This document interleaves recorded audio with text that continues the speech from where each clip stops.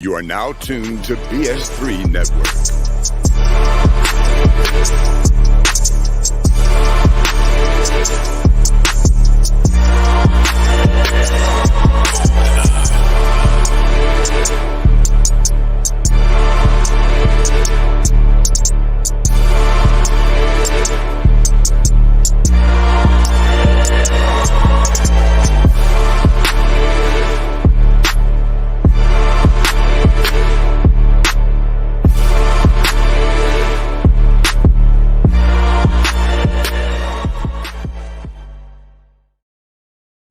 Bring back that beat, DJ. Welcome once again to the Fourcast. It's been a little while, man. We took a little hiatus. We had Christmas, New Year's. It's been a long time. Back. I shouldn't have left you without a strong rhyme to step to. Think it's time in the deep flows you step through. Time's up. Okay. Sorry, I kept you thinking of this. Oh, hey, look here. On New Year's Eve, I did paid and we did karaoke and I did paid in full. Yeah. Look here. I think I was the second or third performer and they already said, oh, I ain't no use in going on here. This nigga done won this one. One of the only rap songs I know all the way from start to finish. All the way from start to finish. Hey, you was flowing with it though. If I had the beat, I would have put the beat on so you can go and finish. But yeah, man, we're back. Wilkes will be here in a minute. We also may have another special guest coming on at some point in time tonight. I don't know how special. Shit, that's not even, shit. We finna do this Katt Williams thing, and he done already said it's gonna be truth there. So let's go and keep this shit truthful. But man, we doing kind of a different type of show tonight. Normally we review movies, documentaries, or films, but today we're doing a podcast episode that basically exploded a week ago. And Katt Williams on Club Shay Shay, Shannon Sharpe, and he came on and he spoke truth. Since people say speak truth to power, he spoke truth in comedy. He did it his own way, the way he does, his thing best. And so we could tap into that tonight. We got a couple of videos that we'll play as well, but there is a lot to unpack here because this was not only an interview, but it was a comedy set. It was I'm just gonna hand you the mic and I'm gonna let you flow basically, and that's a lot of what Katt Williams did. But before we get into it, Doc, how you doing? How you been the past couple of weeks? How was your holiday? It was good. This was one of those years where I was really just I was anxious to get it behind me. Okay. I've got my holidays and stuff set up to where they're not stressful in terms of like trying to buy gifts and all that other kind of stuff. I got that set, for all my family and friends, I'm basically giving out silver or gold bullion, to help them in terms of their investments, because your investment portfolio, 10% of it should be in actual physical silver or gold. And so to help them, have a mindset of savings and investing and meeting that piece of your portfolio, I try. That's what I give out. My kids, grandkids, nieces, nephews, siblings. The only one who gets straight up cash is Mama. The Mama Queen, because shit, that's what she wants. Give Mama what she wants. Yeah, but everybody else, they get the silver basically. So, but it went well, man. New holiday. Spending the holidays, New Year, and whatnot. So fantastic. And for those of you who are watching, if you're watching on YouTube, please hit the like button for us. Subscribe if you are not a member of BS3 Network and or the Fourcast. Please subscribe to both of them. Shoot us a like or a love. Because we need that, just like, let's see who else has done it already. Carrie Boswell. Hey, Carrie, what's going on? That's a old chick from back in the 1900s that I graduated high way school back. with. So what's up, back Carrie? Good to see you, sweetheart. Thank you for the But a like, change that to a love though. Add a love to that, Carrie. We can't just have no likes when we go back as far as we go back. All right. Let's go ahead and bring in the one and only Mayhem. What's going on, Mayhem? Hey. How's it going? Sound like you was scratching something, man. No, he was stirring his drink up. I know what I sound like. Yeah. Oh, Okay. Well, I gotta make sure it's ready. But good to see you. I mean, I already seen you earlier, but good to see you on the podcast. You know, it's been a couple weeks, so we just kind of recapping. I was out for an extension. I was like, oh, well, I figured they don't need me tonight. I just go and sign the contract. Hey, the ink still dry. Huh? Yeah. They convinced me. Yeah, but past couple weeks been good to you. Yeah, been all right. Man, I was busy Christmas with they had me cooking like madman over here. Of course. But other than that was good. And I think I had like 2 lemon cakes go out yesterday. But other than that, it was all right. I was busy. Yeah, Bobby Crocker. Whipping it up. Yeah. All right, A-Trap, come to you, man. It's been 2 weeks. Good to see you back on the podcast. How was it? Same fight, different round, man. Hey. Keep your feet moving. Keep your feet moving. Yeah. Stick and move, man. Yeah. Stick and move. Stick and move. Hit the one in the middle. Yeah. Hit the one in the middle. Right. Yeah. Let's All right, so we there. got. Let's 3 them out there. I can't see. Hit the one in the middle, Rock. You bum. Get out of there, Rock. He'll kill you. We might need to review Rocket 1, man. Because you got Carl Weathers would be our brother in the movie, Yeah. We might need his ring man though too, right? Yeah, that's right. Yeah. Throw in a towel. Yeah. Throw in the damn towel. All right, so we're gonna bring on a guest tonight. He reached out and said, "Hey man, I want to come on the show with y'all." It was partly his idea. He was one of the parts of doing this tonight, and that's the one and only CJ Boyd in the building. What's going on, CJ? CJ Money. What's going on? What's good with y'all? What's going on? What's good with y'all? What's happening? What's going on, everybody? How you doing? A few adjustments here. Yeah. Good to see you. Good to have you on. Make sure to down in the subscribe. basement with Mayhem so we can hack the food down there. Make sure to subscribe. Plays by CJ. And like I say all the time, this is not safe for work. You better have that volume down. Are you ready? The boss could be looking at you like, hey, what's that? But good to have you on the show tonight as we discuss. Yeah, man, welcome. Hey, I appreciate it, man. What's going on with everybody? What's going down, everybody? Y'all good? Y'all cool? Yeah, I'm good. Hanging in there. Good. Putting this liquor in my system. Same. You already know what I'm on. I see what I'm on right here. Yes, sir. Yes, sir. Yes, sir. Yes, sir. Okay, word. All right, so Shannon Sharpe's been doing Club Shay Shay, what, about a year, maybe a year, or close to a year. Yeah, because because I think did he start it before or after he left? Way before. I think he cranked it up before. Yeah, he had it going, but at least 2 years. Okay. And he's had guests on the show, and he even talked about this. He's like, man, I've had guests. We've done some big numbers, but he was like, I was not expecting this episode to do this big of numbers. I haven't checked it recently, but I was at 30 million. Yeah. The entire episode, 30 million. I think that was like yesterday when I checked it. So this episode is not only blew up the spot for him, but also for Katt, for the culture, for comedy. Oh, absolutely. And so that's why we're tapping in onto it tonight. And so they kind of sit down on the interview, and immediately they just get right into it. I would love to see the behind the scenes, because it seemed like there was already tapping into things before he even got to the and the first thing that came up was kind of his upbringing, which I didn't know a lot. I knew he was born in Ohio, but I didn't know a lot of his background. So I felt like that was some good standing.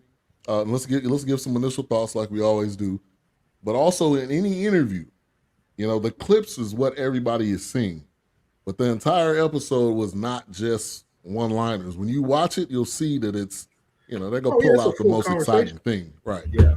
But there was some structure to it. There was some off the rails to it, but I think Shannon Sharpe, I think he handled it well. If you got a guy like Katt Williams, you're not gonna just let me answer you the first question, second question, third question. Let me just jump in real quick. I think that Ben, Doc, and everybody else and CJ, H-Rap, I feel like that's kind of like what BS3 has done. I think you create that platform where you just be yourself and you just talk about maybe something happened at the job, maybe something happened to one of your homegirls or something like what homeboy, whatever it is. And I think that's kind of like what Club Shay Shay is. I think that's kind of like a space that Shannon has created. I think it's one of those you just, hey, shoot from the hip. Tell me what's happening, what's going on, what information. And some of it's going to be knowledge bombs. Some of it's going to be BS for fillers. But other than that, it's just going to be a space where you just do you. And I think BS3 and other podcasts have done that. I don't think they try to mediate. I think they just let them, hey, talk about what you do. Right. And also I want to get H-Rap's take on this because Shannon Sharpe, in my estimation, he's turned into a pretty good interviewer. If you watched him, what's your thoughts on that, H-Rap? You see it the same way? Most definitely. I think it comes natural simply because he spent the vast majority of his life being interviewed. So you understand the questions that you want to answer. You understand how to read someone. I think he does a great job. Yeah, absolutely. Yeah, and I think what he's done with Club Shay Shay is just like so. It's unique, but also it's him, and he's not trying to change it to fit in any type of box. And I think that's what's great about it. And it's not just sports. So when he brings people on, it's not like, okay, this is a sports show. Let me ask you what you think about sports. No, it's just like, I'm gonna bring you on and we could talk about what we could talk about. Right. Yeah, and I think also he puts in, and I think Katt mentioned that to him and said that he brings the same work ethic to this podcast that he brought to the field when he played. And you don't get to that level that Shannon Sharpe played at without some sort of work ethic. Of course, we all know that there are certain people that are just naturally gifted and they've made it a certain length or distance or level based on those pure talents. Some people would even say, what's the guy named the quarterback at Arizona? Kyler Murray. Some people may say that, and he ain't putting in the work. They got to put in his contract, but I don't know that I believe that. My point is that generally when you get to a certain level, you've got to be putting in some work. So I think it's clear that Shannon Sharpe not only puts in work on the specific interviews that he does, because he talks about that research. I'm sure he has a research team. You can tell he spends time learning his his guests. I've heard a couple of guests say that. They say you can tell. And I think Katt Williams is intelligent enough and calculated enough that he didn't just go on Shannon Sharpe haphazardly. He had to peep the same thing, Now it seems like Shannon Sharpe is getting not only his demo, right? His demographic is wide as far as I'm concerned, because it seems like he has captured not only the people in our age group, but he's also captured the youth. And I'll let CJ speak on that. Before this interview, were you hip to Club Shay Shay? Is that something that young folks are onto as well? And I would have to think so, since one of his nicknames is Unc. What's your thoughts on that? Oh yeah, for sure, most definitely. Shannon Sharpe is one of the people that we look at as, how you have older gentlemen and ladies that's just like they're never gonna change with the times. That's not Shannon Sharpe. You hear Shannon Sharpe using some lingo, you're like, hey, what you know about that? So that's why that he appeals to the younger demographic. Saying like that's facts. And, let him using it correctly. Let him cook.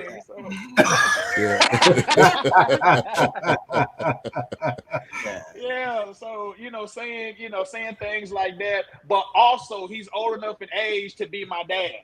To be, you know what I'm saying? So, that's something that we really, resonate. And then just to add this a little bit more, what I liked about the interview, just a pointer, he said that, because I watched, so Club Shay Shay came out before Nightcap. That's the other one he has with Chad Ochocinco. And with, and Nightcap is fire, by the way, y'all. Yeah, Nightcap is, that's fire. And he also does it with, the basketball, Gilbert Arenas sometimes when he speaks to the basketball world. But I remember he was talking with Chad, and he was saying, yo, I'm not really an interviewist, I'm a conversationalist. I think that's what he said. He said, which makes a great interviewer. Right. So he says, that he makes it more comfortable. I'm not going to hit the hard-hitting questions. If you want something serious, go watch 60 Minutes or an interview with the actual televised news station. Up here in Club Shay Shay, we just don't keep it. So Blue Streak. And I think for me, that's always been my motto. If I reach out to somebody and I say, hey, I want you to come on the show, they're like, oh, is it gonna be scripted? You gonna send me questions? I'm like, nah. I'm gonna ask you a question. Right. And if that question leads into something different, then we could go into that direction. But I mean, obviously, he had cards in his hands, but he knew that at some point, like, man, let's throw these cards in the it's like, it's always kind of like, this will get the ball rolling, but this can also create a rabbit hole. Exactly. I mean, I got to like kind of like with me, like, and I know Doc does great at grabbing notes. And Ben does, but I mean, there was a point where I was taking notes on things that we watched, but I got to a point where I stopped taking notes because I needed, for me, I just needed to shoot from the hip. I just needed to, the things that I absorbed and things that I just needed to come. Yeah. It's not that it's not natural. I know some people got to find a bookmark, or maybe this is a good point that, that's what's up. That stood out. But for me, it's just like, man, I'm just going to let it roll because it's just how my mind works. Yeah. Yeah, I'm with you on this one. In fact, this is one of the few that I did not take notes on. And even though it's 2 hours and 46 minutes long, I've watched it 2.5 times. Okay.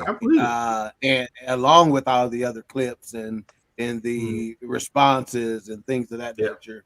I did write down a few things because there were things that I did not want us to forget, like Melba Moore and the fact that Katt Williams is a giver, and which is not something you're going to hear a lot about.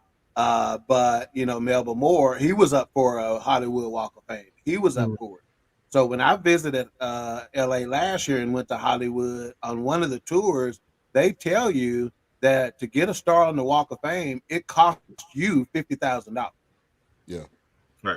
But to me is wild. It costs you $50,000, right? That's right. And that's what Katt Williams was. He's like, I was up for the star, but he's like, I'm not going to take no star when you got people like Melba Moore who should have a star. And she was nominated for it and they offered it to her, but she couldn't afford the $50,000, which is why he paid the $50,000, which is why if you actually look that up, you will find an image with him actually, along with Lou Nail, another comedian, you'll find him there at her induction. Right. And she said that he paid for it. Like she just said that herself. This ain't conjecture. This ain't rumor. This ain't hyperbole. She doesn't say it. Katt Williams paid for my whole deal.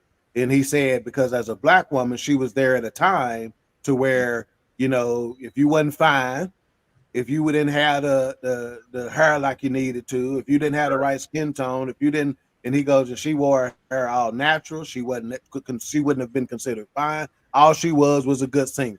And there was a time where that wasn't enough. And so he just thought it was a travesty that she was left out, and he wanted to correct that wrong. H-Rap, what you think about that? Most definitely, Melvin Moore, and there's a lot of other people. And you said it was the time. I still think we're in that time currently, simply because you have to look a certain way. Like you remember that girl? I can't think of her name right now. She's a very heavy set woman, and they wouldn't. The Good Vibrations lady. I can't think of her name. And so like you guys were talking about the interview style.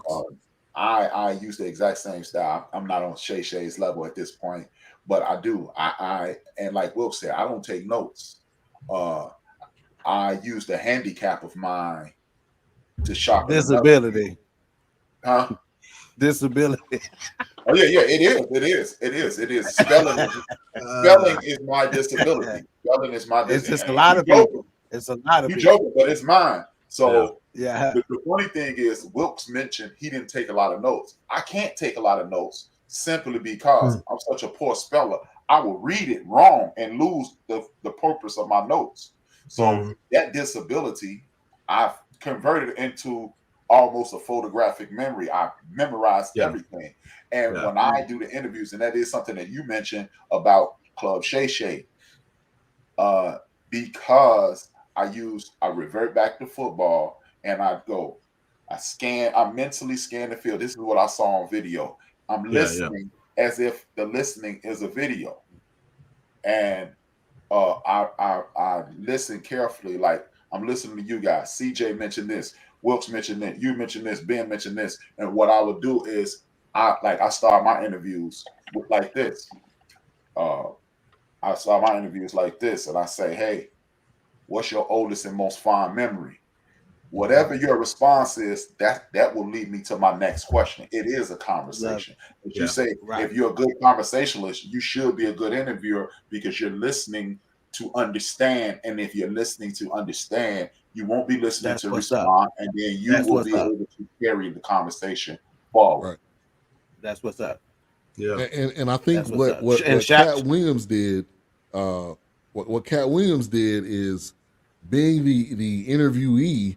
When somebody asks you a question, you answer the question, but you also give a comedic value to it. You also give a comeback to it. Entertaining. So then it becomes, it's not just a stale conversation. It's a full-on dialogue where you got Shannon Sharpe laughing, and he can't he laughing harder than anybody. And think about it. One of the things about the Fourcast is that we're going to look at things from a Black perspective. Why is that? Because we've been Black all our damn lives. So that's the only other perspective we can truly come from it at, right? And so one of the things that you see that our community does a lot, like, come on, Katt, you can't, you know, like some of his reactions were just authentic. If any of us would have been sitting there, we'd have been laughing the exact same. We would have reacted the exact same way he reacted. You know, even like when he talked about my net worth was reported as such and such and such, and he goes, "You can't listen to that because I had that on me." Right, I got that on me. That reaction by Shannon Sharpe would have been all of our reaction. Like, "Oh, you cold blooded," you know. Come on, man. And he was like, "That was less than." He goes, "That my net worth was reported as less than my last Netflix special." You know. And hey, just a quick shout out to, of course, Big Illinois. He, I think we put that line up there, but when he says you have an unnatural allegiance to losers, it's not like you. It's not like you. And he says, and he says hilarious. And Maurice Nesbitt come right back and said that was the best line in the episode, Big Illinois, and that is 100% true. I agree. That was, and then hey, that's hard to say because there was a lot of great lines in there, a lot of fantastic lines in there. But yeah, that's definitely up there. Appreciate y'all. And then hey, a couple of quick shout outs to the likes and that's right. Deontay Hanslovic, of course, Blue Streak Freak, James Montgomery, Danielle Summage, Pizzo Tate, Corey Freeman, Terrence Darian Brennan, Chris Rachel Epps. What's going on, homeboy? That's fam right there. And here, let me see. It's a couple of more. He said, "I'm going on Club Shay." A-Trap stole that idea from me. Okay. There's story to that. Oh, Gino Sabata. What's going on, Gino? One of the coldest barbecue cookers in the world. Good dude, hardworking dude there as well. But yeah, we appreciate y'all on the loves and the likes, man. That helps us out. We appreciate that. Yeah. And real quick before we move on, we got Chef Jeff in the building. Said hello, fellas. What's up, Check Chef out This Dope Cooking Show, which will be tomorrow at 5:30 on BS3. Another one produced. Another Another podcast produced by yours truly, King Doc. King Doc is quickly becoming the baby face of BS3 Network. I'm producing a lot of these Negroes that you don't know about. I done put them on. Hell, CJ one of them. CJ one of my products. Hell. Hey, give me my love now. Give me my flowers now. Hell, you know? Come on, Doc.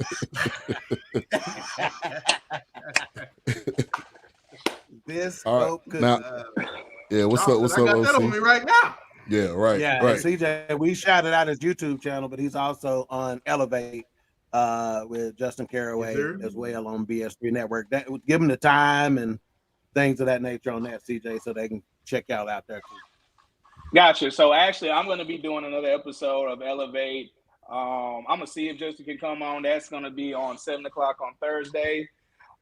This is going to be one of the continuations of the stories I've been keeping up with one of my boys that made a wrong decision, and he ended up on the wrong side in prison out there in Huntsville. So he told me some more stories about how horrible the prisons are and how they treat you, and he's getting them stories out because he just don't want nobody to make that same mistake. So that's the Elevate side, and then I got my personal YouTube channel I do called Plays by CJ.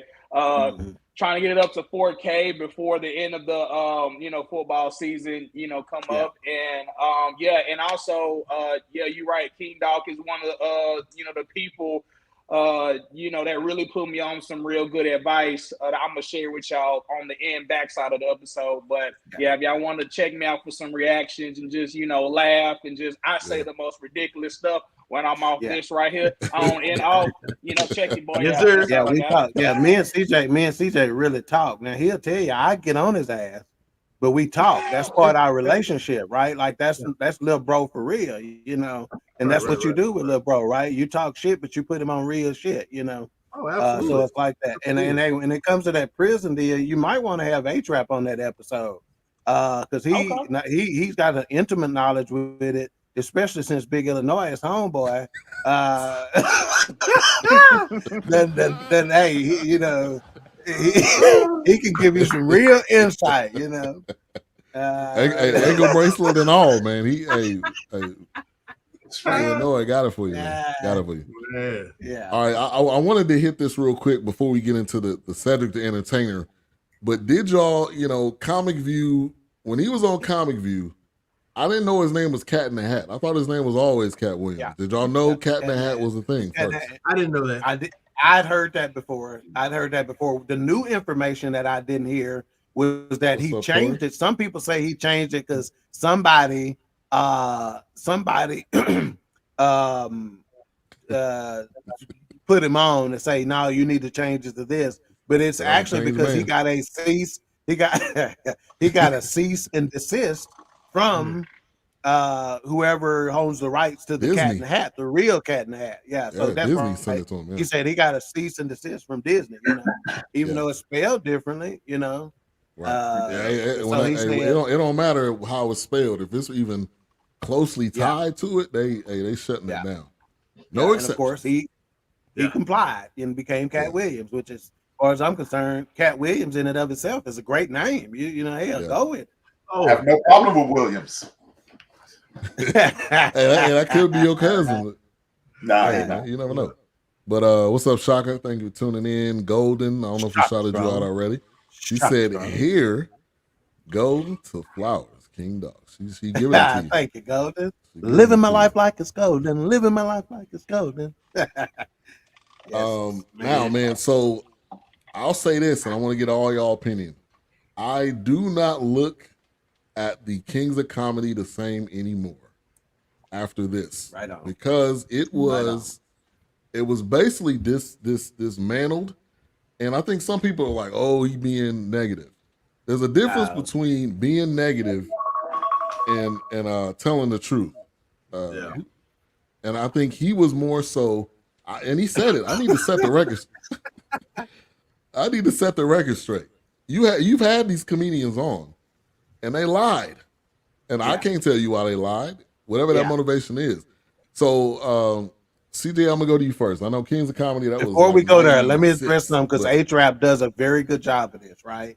And that's protecting the community from that type of negativity, right? Like we're not trying to put people down, right? There's a fine line between putting somebody down, being truthful to set the record straight, et cetera, right? So, we're not trying to operate in that negativity space. We're really trying to give you our true, real views of it. We're trying to talk about the credibility aspect of it. We've even talked about Shannon Sharpe as an interviewer. So, hey, we just real folks. So we're not trying to put folks down. We're just trying to give our honest opinion. And sometimes that honest opinion is not a good one. So there we go. CJ, go ahead.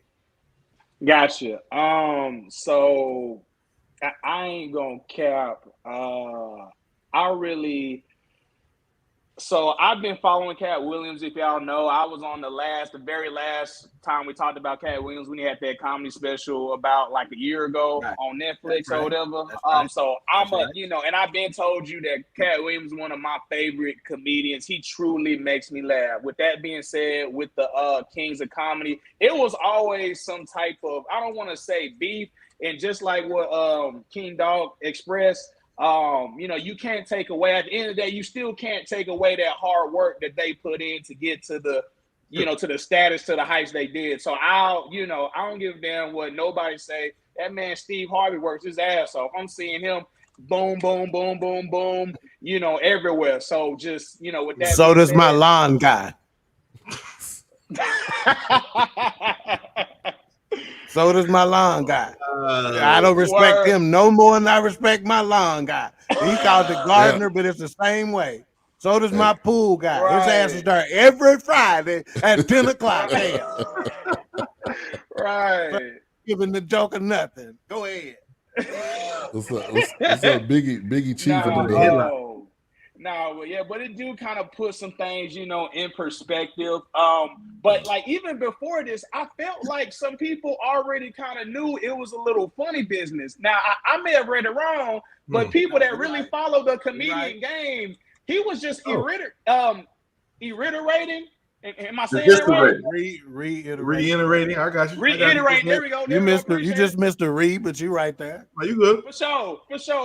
Basically, he just said what he said again, just on Shay's platform. I can't quite call it, but I remember he was speaking about this a long time ago when he was talking about when him and Steve Harvey was kind of having, like, I guess they was on the same comedic floor, and then Katt Williams went and destroyed them for like 10 minutes straight. I don't know where I heard that from, but I remember I watched that and he was on his ass like white on rice. But yeah, that definitely puts something in perspective on, on the rest of the guys. And Katt Williams just spoke his truth. Leave it like that. Yeah. And that's a good segue to that video being that we have after we get A-Trap and Wilkes' thoughts on that question. Yeah. All right, Wilkes, I'm gonna go to you first. Yeah, man. To CJ's point, yes, Kings of Comedy has made its right in history. Yes, it's iconic. I mean, before my time, I'm sure there were other things like it possibly. I'm not sure. I can't really pinpoint it, but I mean, it's going to definitely be something that's always going to be something you just established. I mean, it was one of those things, but with Katt Williams and, having this interview and just kind of, chilling out on the couch, it does shine a different light now, and it just kind of makes you wonder, like, damn, he was talking about hanging with Mr. Cooper, and then he compared the Steve Harvey show, and I'm just like, well, damn. I was like, it kind of make you kind of wonder what's happening here, And then I saw a clip where I don't know what. Oh, it was the Designing Women. There was an episode. Domination. Yeah. Yeah.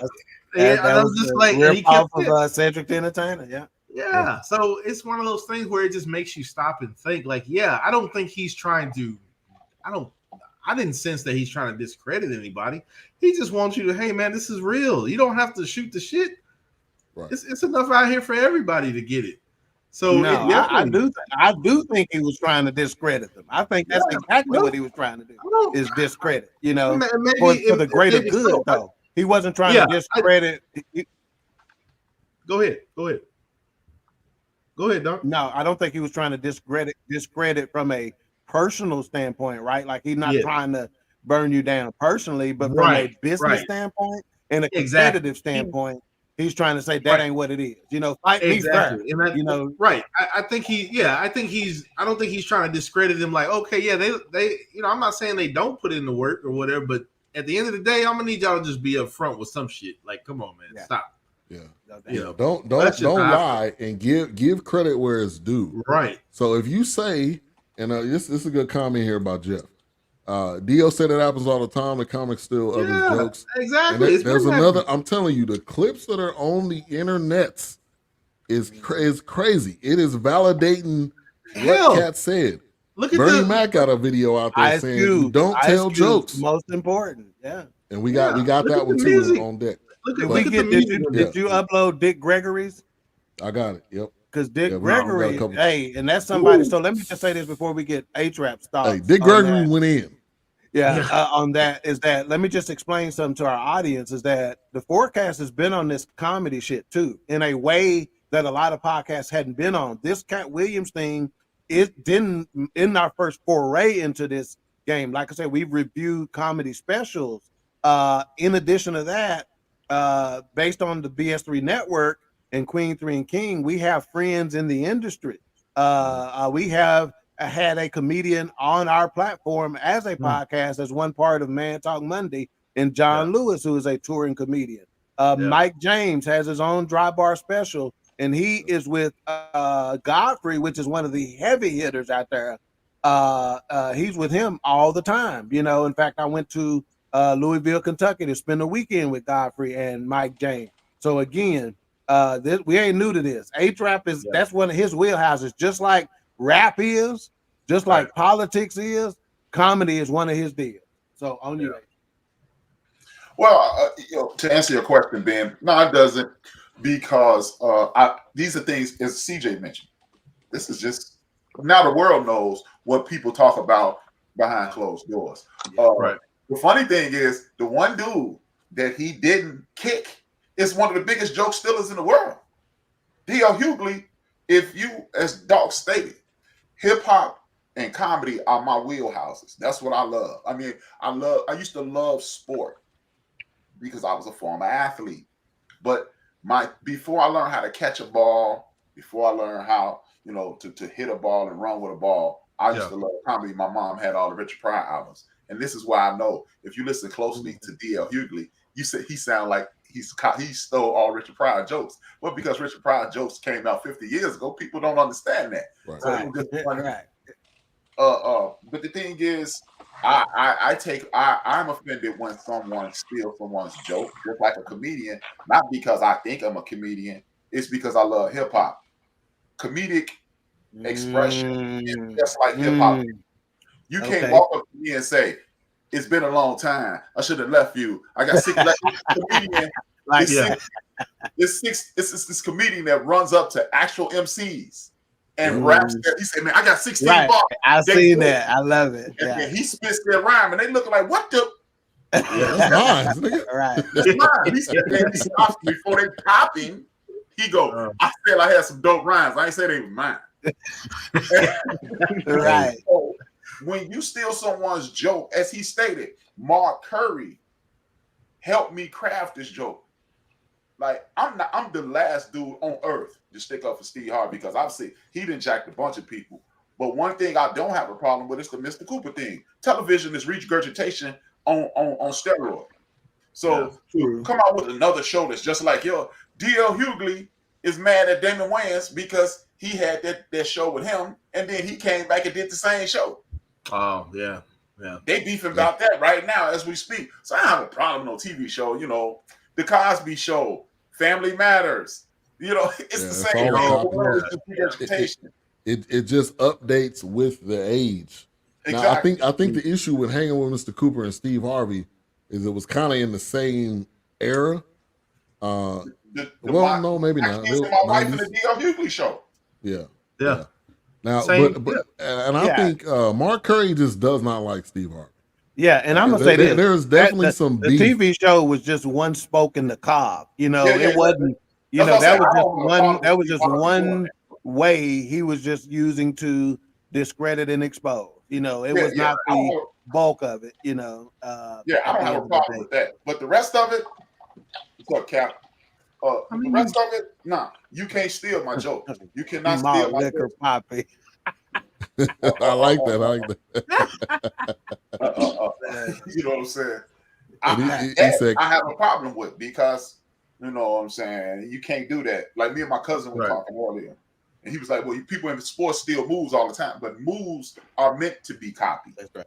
Comedy and MCing is an expression of who you are. Right. That's intellectual property at the end of the day. I mean, like, the intellectual property is protected. It's protected in law, technically, which is why Marvin Gaye ain't got to sell another album. Shit, they just sit back and sue motherfuckers who be selling stuff that sound like. It's a reason why they winning this money. Hey.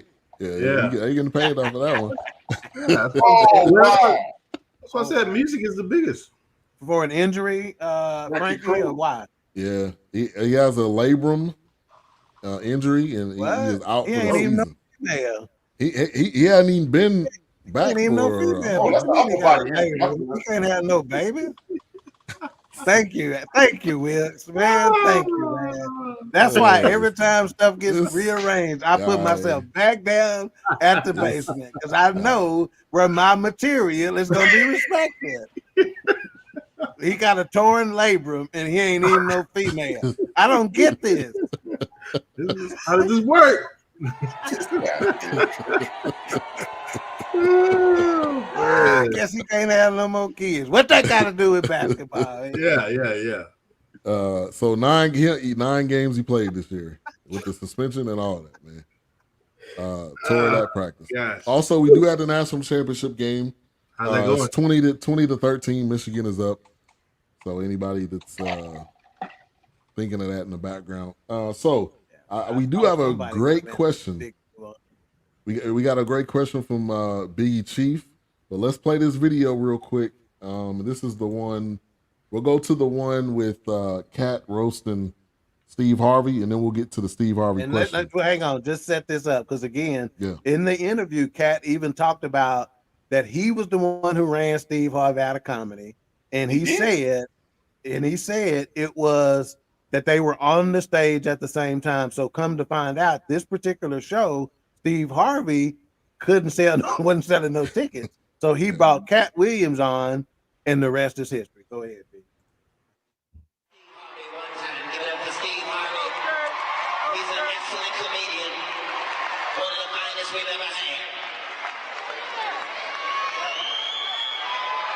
But he don't want no parts of this in any way, shape, form, or fashion.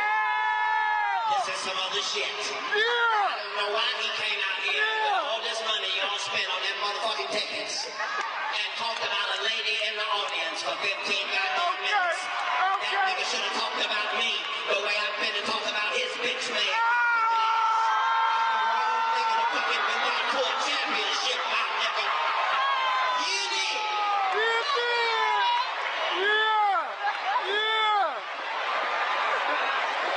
You see that nigga had to take off that lace front high top fade before he came out here to battle me, goddamn. I plays no motherfucking game, Steve. I'm a little nigga, I fight dirty. You did. You did, baby. What the fuck is he thinking about? He trying to copy off me and bring that ugly ass, sparkly ass tie out with a regular black suit like he was going to a funeral. Yours, nigga, yours.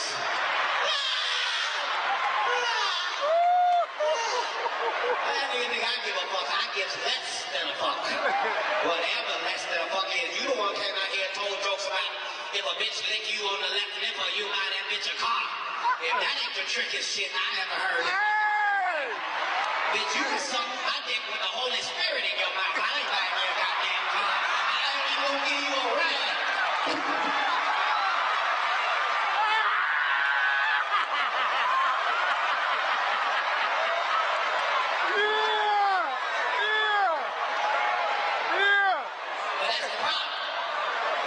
It's a generation gap. Damn generation gap. He was the shit because he was the shit in 1968. looked at me and said, I don't like him. I said, I don't like him either. Let's fast forward it to when this disrespectful nigga did something called the original Kings of Comedy. Oh. As if Richard Pryor didn't live and walk this very same earth. Look, you gonna be the original King of Comedy, nigga. Did it start with you, you disrespectful son of a bitch? Richard Pryor, not Bill Cosby, Steve Harvey is the original King of Comedy. You's a goddamn liar.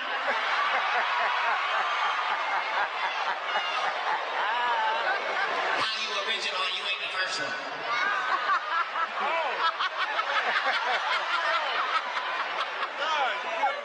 Then the nigga told a lie that he didn't know nothing about this. And if you listen to his show, you know that nigga's a liar straight up and down. He waited until I said this is gonna be my last show after 18 years. He waited for that and saw that as a moment of weakness and decided he was gonna make it a championship. But then the nigga couldn't sell out the tickets necessary. Damn. Do you think that nigga wanted to be here with me this evening? No, he did not. He won't give a fuck. Now that I'm done with bitch niggas in my life.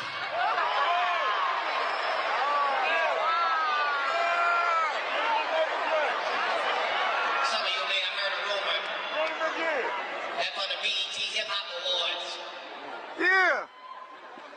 What you talking I about? lost the breakdancing competition to T-Pain. And this is how he ended up hosting. Let me explain to you a few crucial facts about me. One, I am not very tall. Two, I don't hang with niggas that suck dick or breakdance for a living. I don't give a fuck who they are. I got nothing against homosexuals. I just don't hang with them. Get him, Katt. I didn't meet T-Pain until the day after the Hip Hop Awards. Look at me in the face so you understand what I'm saying. Because you gotta understand, it's gonna be 2009. It's another fucking year. Some shit is gonna remain the same. The bitch niggas that's in your life telling lies on you, the ones that make sure that anytime they see you happy, they do anything they can to extinguish your motherfucking happiness. Those motherfuckers will remain the same. What needs to change is what the fuck we do about it. Because they think they're getting away with it. Old slick ass, fake ass, bitch ass.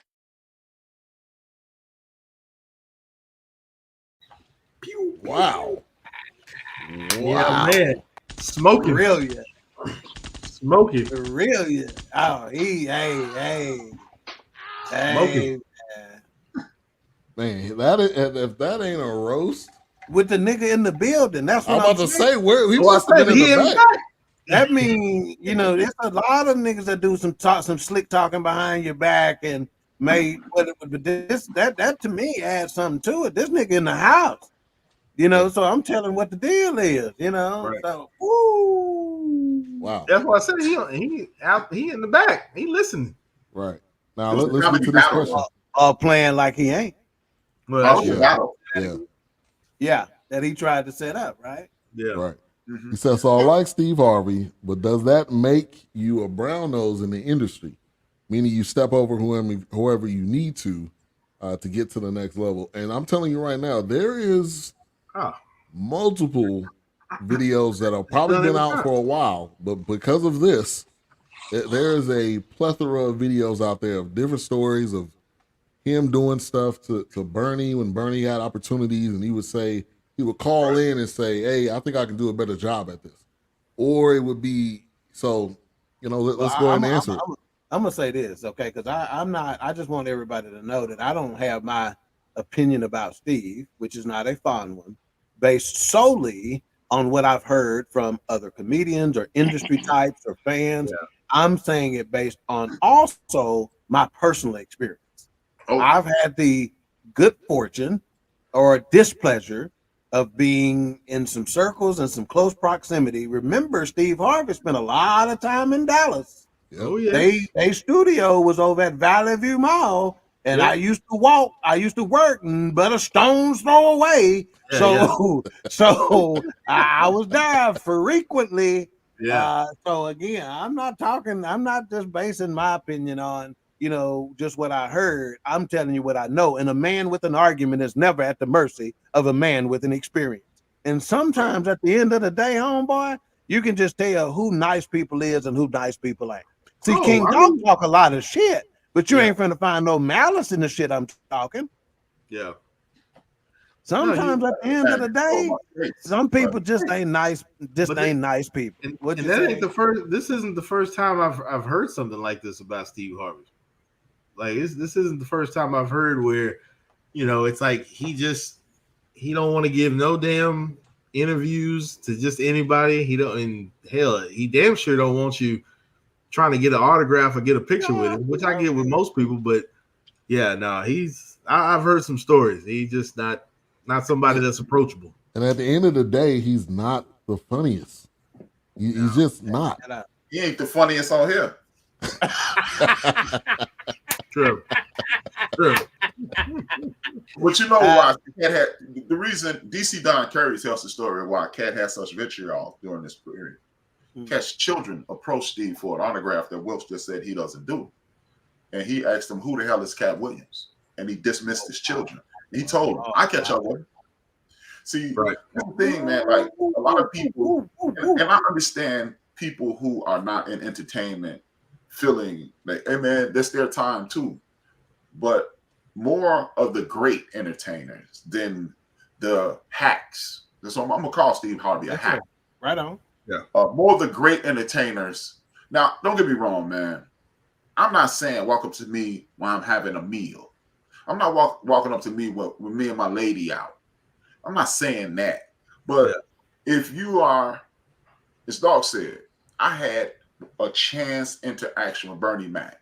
We were in a record store, y'all. For CJ, I know you mean record store. Don't say the shit right. I know you don't know what that means. Record store. And he just happened to be in there, and everybody who walked up to him, he joked with them. He was like, hey man, you Bernie Mac?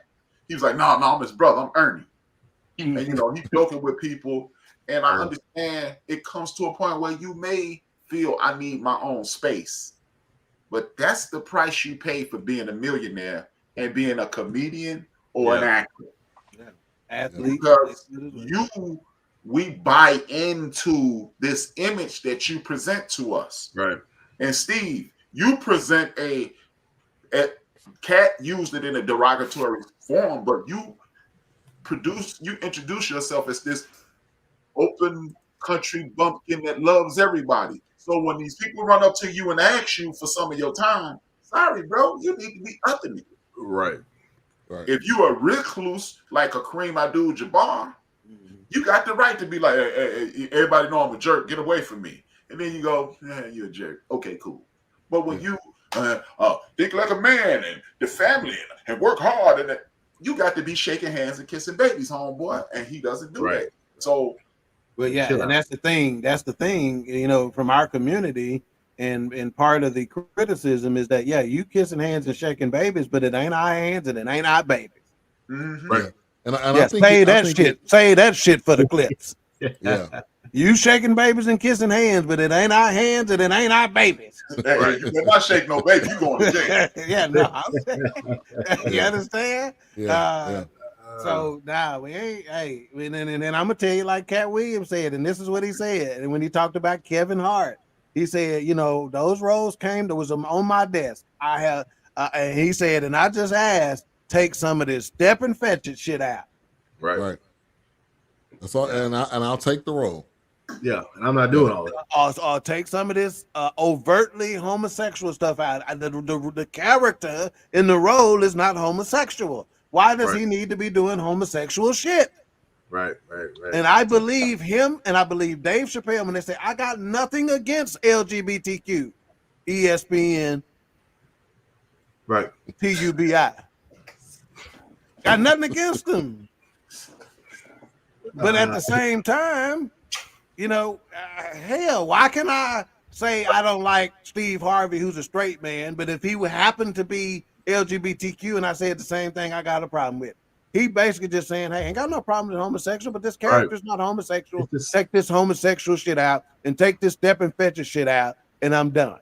Same thing, Martin. You wore a dress in the last damn movie. Why do you need to wear a dress again? Yeah. Is that pertinent to the damn role and story? Can't you put a young detective in the role in the dress this time? Yeah. Which and he said Brandon T. Williams. I need to go get him. Brandon T. And Jackson. guess who was in Brandon it? T. Brandon Jackson. T. Brandon Jackson. T. Jackson. And if you Hey, heard, and that's slow down another with clip we Williams, should have Matt. got. Because go look up Brandon T. Jackson and Brandon T. Jackson and say Katt Williams was 100% right. And I wish I'd have listened to it. Yeah, because I'm not gonna be doing that. Big Chief, I see you, baby. He said All right, so Cedric the Entertainer, the joke that was on Katt says it's a clip out there of him on Comic View basically doing a joke that was Cedric's closing joke on King of Comedy, where basically he was in the spaceship and he was driving and the music and all that. Now I think yes, he did take it, but I think when Cedric delivered it, it's also a part of it is a in the moment type situation and how you deliver it and who's delivering it. So I think Katt, that was his original joke. But the way Cedric did it, and CJ too, but the way Cedric did that at that particular time to end that set, he killed it. But it was not his, and he never gave him credit. Oh, Ben is coming from this perspective, and Ben, you can correct me if I'm wrong. And I think you might have said that in that chat, possibly. But that was somebody else in another chat I'm in. But they basically were saying, if you steal a joke and you make it better, then it's yours. I'm not saying this. I'm not saying it's 100% his. But that's people who say that, right? And they come Yeah. So let's get CJ's comment on that. Is that if you steal a joke and you make it better, is it yours? And then I want to get H-Rap's take on it. Go ahead, CJ. So I'm gonna do, I'm gonna kind of convert this into like raps, right? So I don't know if y'all know, but you know how they say when Lil Wayne do a remix on your song, it's no longer your song no more. Or when they or when Drake, get to singing the chorus or whatever, it ain't your song no more. So to answer your question, does your delivery make the joke funnier if you're not the originator? And if you do it better, I'm kind of leaning towards I'm gonna keep it real. I'm gonna keep it true because dog, if I say a joke but nobody laughs, I probably said it corny as hell, and then you said it, niggas out here having a knee slapper, I'm gonna be like, man, what the fuck? I just said the same shit, but y'all ain't laugh. But because you said it and you have better comedic time than I do, maybe I need to go on the lab. So that's kind of my perspective on that. And before H-Rap gives a take on it, and I respect your take on it, I really do. That's a different perspective, and that let me put it like this: I was at on a scale of 1 to 10 or 0 to 10, I was at a 10. That is bullshit. It is still that original person's joke. Now I'm only at about an 8.5 or a 9. Okay. However, this is the aspect that is important to me. This is comedians that are struggling, that are coming up, that are writing material, trying to get somewhere. If you steal it, that's like taking food out their mouth. This comment right here. Okay. You made it a hot line. I think you said I made it a hot song. That was a Jay-Z line. That's a Jay-Z line. Got a great Negro poet, Jay-Z. And I'm gonna say it like this too for all you Jigga fans out there. Fuck Jay-Z. Go ahead. I can respect what CJ is saying, but again, I can't speak for you, Ben, but I'm just telling you how I feel, why I feel you feel that way. I feel you feel that way because you have a more of a connection with Ced. Ced has been pressed upon us, and Ced has a better personality, and he's warm and welcoming. So you would lean towards Ced as he tells the joke. But if you were in that Comic View space, turning the BET every night at 8:30, right, you saw at one point, before Comic View came on, you saw that joke. Yep. And if they pan to the audience, you see them. They, as CJ said, they were slapping their knee when it was presented first. But we saw it on one of the biggest comedy tours in the history of the world, so it was put on said. The thing is, to use CJ's analogy, when you are me and Dark age, and I think Butler's our age too. He just came in. When you're our age, you love Lottie Dottie. But when you and Wilkes' age, you love Snoop Dogg's version of Lottie Dottie. But it will always be Slick Rick's song. Right, exactly. And to H-Rap's point, you're not going to trust everybody to sing a Luther Vandross song. Thank you. Yeah. Stop. Yeah. When you try to do remakes. Matter of fact, let me just cut it to the chase. Fuck that. Because you ain't going to trust somebody else to come in here and sing Forever and for Always. It's going to always be Luther Vandross.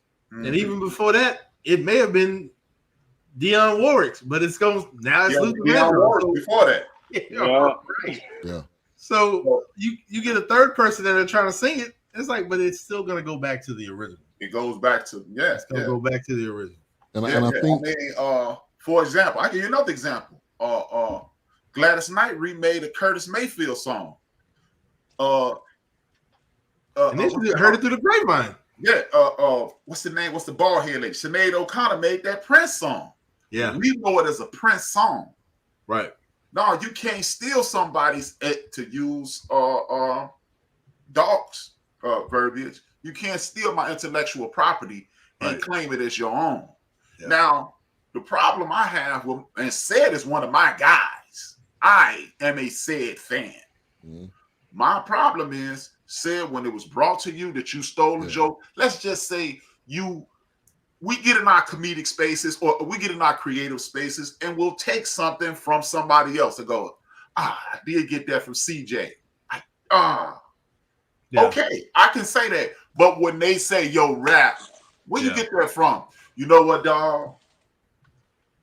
I did see CJ perform that.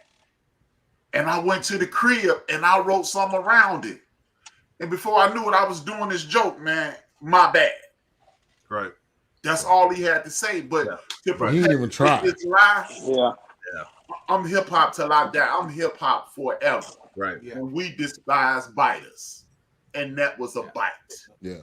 And I think with Cedric, with Cedric, when you have the opportunity to correct or to say, yeah, I got that from him, but I put my spin on it. That's all he had to say. But to double down on it, when there's videos out there, to me, that is the stealing part. Because he, in my opinion, I think he did it better.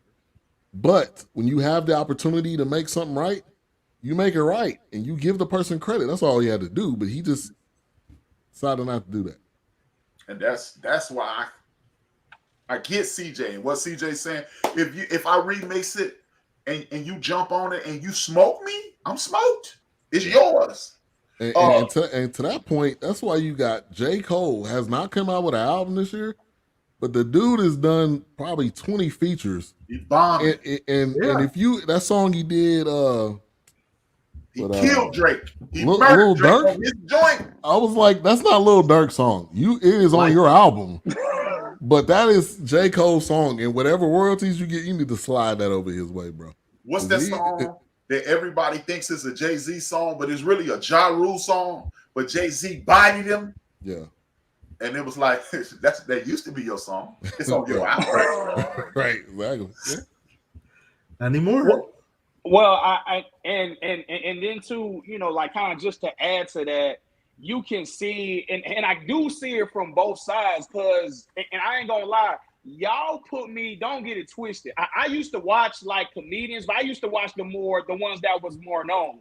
And it wasn't until I started watching y'all, and I'll never forget when my son was born, about to be born, my baby girl, Sharpe, was pregnant, when y'all was talking about like Eddie Murphy and stuff, y'all started looking at some of the comedians. I said, man, let me try to maybe expand my horizon. So, y'all kind of put me on. And as I'm starting to realize, that man, Katt Williams, was that man Katt Williams was hurt.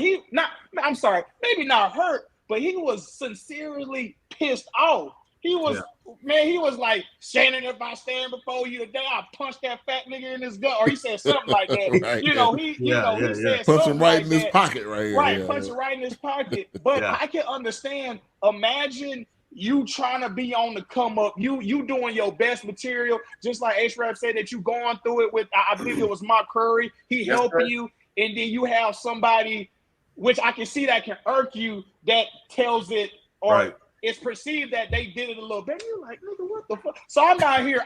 You know what I'm saying? So I can see how you be like, man, if I see that fat nigga, you know what I'm saying? He'll want to be on site. So on site. Sometimes it's not that they told it better. Sometimes it's not that they told it better. They just told it to more people in front of a bigger audience because they were more well known. You know, I only had an audience of 220 at the Improv or the Laugh Factory or at Crackers or at, you know, whatever, you know, but Crackers. You told, or at the Louis, Crackers is a real comedy club in Indianapolis. I go there all the time. I've seen Bill Bellamy put on one of his best shows. My level of respect for Bill Bellamy went off the roof seeing him live in Indianapolis. But anyway, so like I said, with the Fourcast, we do this comedy stuff. I mean, when I say I travel, I will go to a city and state that I've never been to just simply to go see a comedian that I fuck with. You know, just because it kills two birds with one stone. I get to support the comedian and I get to see a city and state that I've never seen before. But Cedric the Entertainer, he got a joke that will last in our community forever. So we respect him, right? This joke one where he talked about if black people see somebody running, they gonna run too. We just gonna figure out where the fuck we running for when we get there. We're not gonna stop. And he goes, and white. He said, white people, I ran because you ran. White people gonna say, "What's happening?" Boom, and get hit with. He goes, "We don't do that. We gonna run." Now one thing I done tested it out. I done just started running in front of a group of black folks, and guess what they did? They ran, motherfucker. That was in high school all the time. Recently on vacation, did you? You see a crowd running towards you. You're not gonna stand and just look at the crowd. You about to turn around and run. Right. Not our community. I'm sorry, Jana Boswell, if you still listening, sweetheart. Oh, Carrie. I'm sorry, Carrie. Jana's her sister-in-law. I'm sorry, Carrie, if you listening. Our community gonna run. So if you wise, Carrie. Run, hell, if you see us running. Don't be trying to figure out what the hell going on. We gonna figure that shit out later. Right now, get the safety, hell. Right. And then talk about it. Yeah. Now the one thing he did not lie about is Cedric's own specials have not lived up to his comedic ability because a lot of the lines we have are either from Kings of Comedy or it's from a movie he been in. And it's not from one of his specials. So he definitely didn't lie about that because he's had at least 3. And I think talk about his variety show he had. Right. To A-Trap's point, you watch it because it's ain't no more going. Yeah. You watch it because it's Cedric the Entertainer, and then when you get like 20 minutes into it, you like, this ain't it. Yeah. This ain't, and then make it. And then he even saying, he goes, they're not writers. He's not trying to, he's just basically saying that, you know, as a comedian, to be one of the greats, you need to be crafting your write your own. You're writing, and you got to test it out. I got news for you. Again, as somebody who's done amateur night at the Arlington Improv here, I literally text and email myself material all the time, just because if I ever get an opportunity, I got shit. It was funny at the time. I can't guarantee this shit gonna be funny on stage, but what I can say is the shit made me giggle hell. So I thought enough of it to send it to myself. It's mine, you know. But again, they're no writers, and that's what he's trying to say. That's what this is about. You got to be able to write material. Are there artists, musical artists who have great careers who have never written their own music? Sure. Oh, absolutely. Are there ghostwriters in hip hop? Sure. Yeah. But don't be out there perpetrating the fraud. It's all he's saying. He's not even saying you can't do it. He's just saying don't be out there trying to perpetrate a fraud.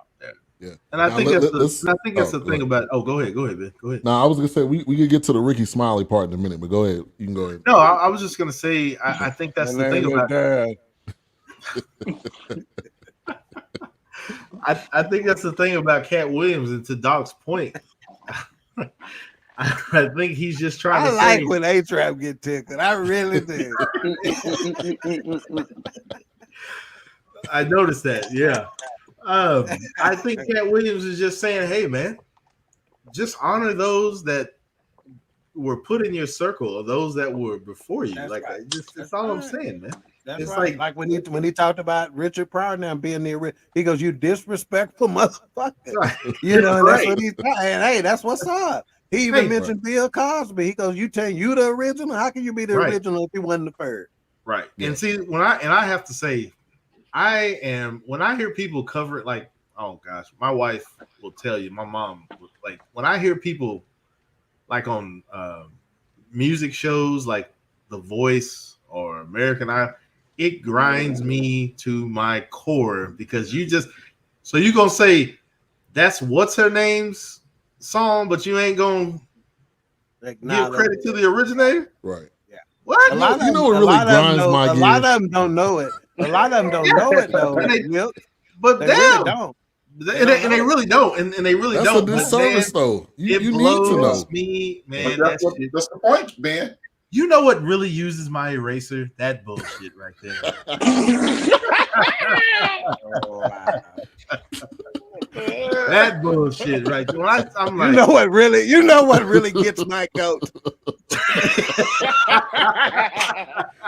That really tickles my fancy. Yeah, exactly. Oh, okay. Wow.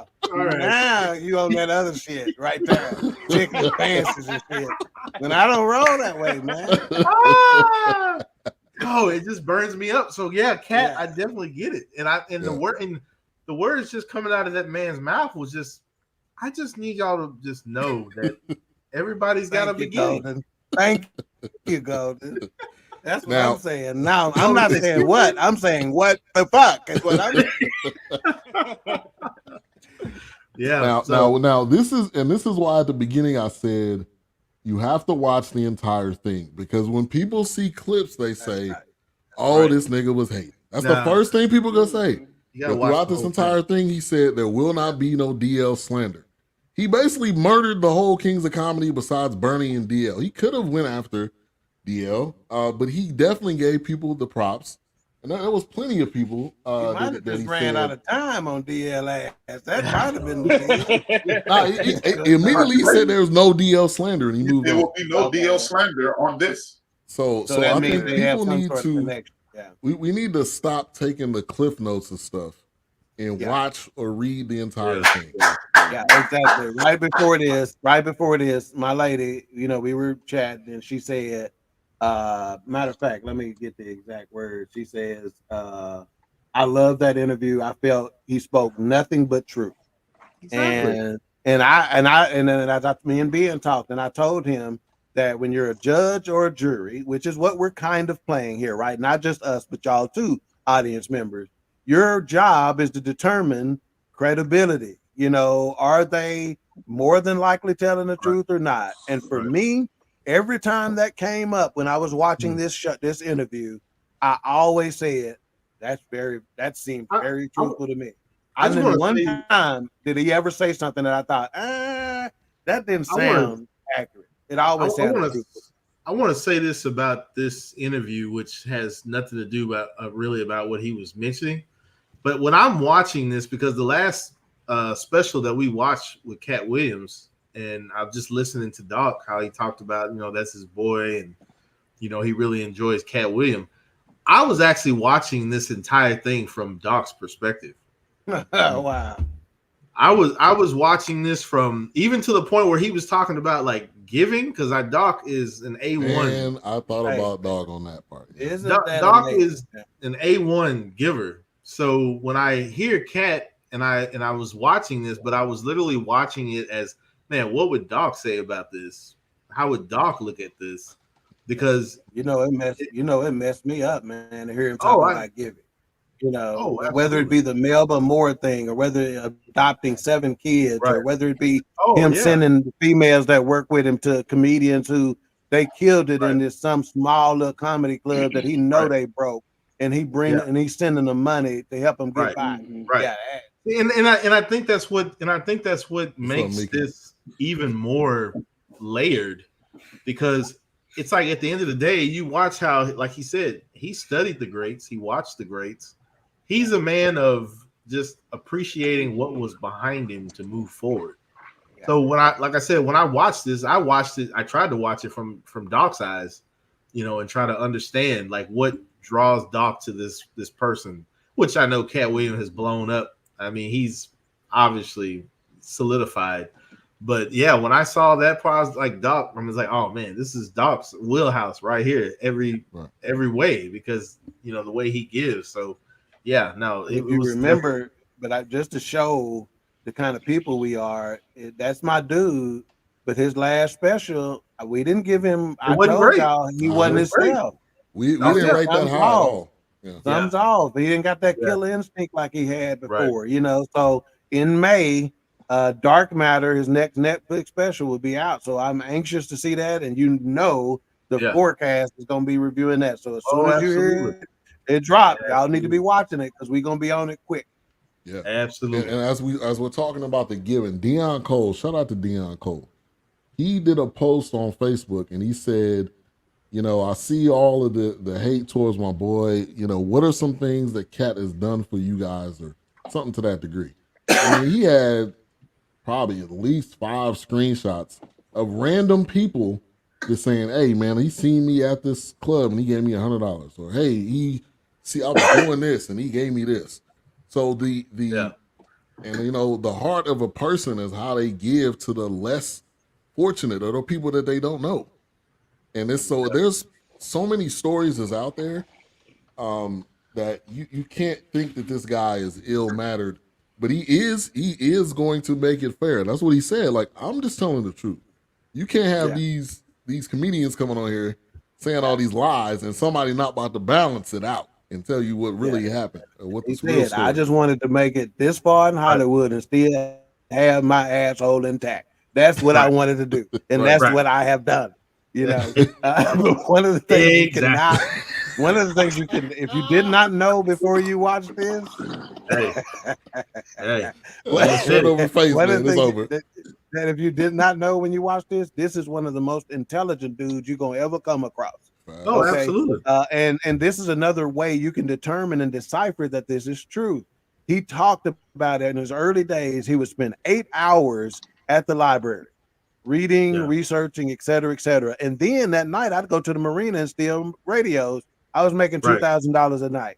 Anybody who's trying to be deceptive, they're not gonna they're gonna lie about it all. They're not gonna, you know, they're not gonna throw themselves under the bus like that on some unflattering shit. When he was asked about being homeless, he didn't deny that. He told the specific reasons as why it was that way. We stayed out of the trailer during, you know, that movie because I knew that the $100,000 I was gonna go right to this tumor in my 2 front teeth. And like Ben pointed out, if you watch closely in the movie, his 2 front teeth was out.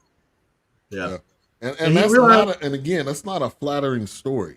He has a kid. Him and his kid are living in a trailer in the area or on the lot where the movie's being done. On the lot. That's not a story you excited to tell. And he realized coke wasn't for him because he wasn't sucking penis in the forest in the woods, like he said.